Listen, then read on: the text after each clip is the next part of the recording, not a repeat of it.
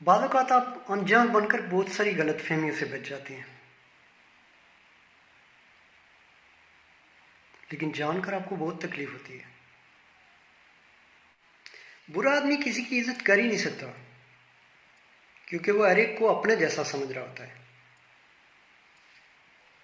कहते हैं ना, दोस्त के साथ नमक की तरह रहो, जो खाने में दिखाई तो ना दे, लेकिन अगर ना हो तो उसकी कमी ज़रूर महसूस हो।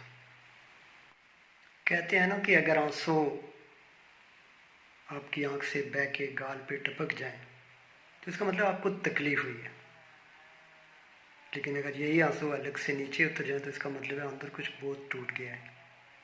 तल्ख बातों का जवाब देना सबको आता है, लेकिन कुछ लोग ऐसे होते हैं कि उनकी तरबियत उनको रोक देती है। इंसान पैदाइशी तौर पे किसी से नफ़रत नहीं करता।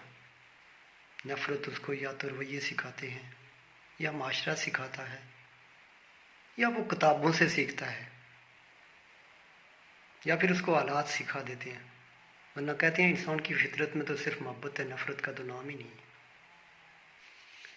बाबा जी कहते हैं कि अगर रिश्ते की पहली किताब पे ईमानदारी न लिखी हो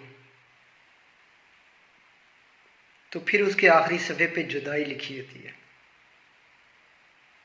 दूसरों की दुनिया को जहन्नम बना के फिर सजदों में जन्नत नहीं मिलती। बात करते रहा करो हमसे कि जी नहीं लगता, तुम्हारे राब्ते से ही तो ज़िंदगी महसूस होती है। एक बात हमेशा याद रखें कि किसी बेकसूर इंसान को आप जलील करते हुए आप उसको उसकी औकात नहीं दिखा रहे होते, इनफैक्ट आप अपनी औकात दिखा रहे होते हैं।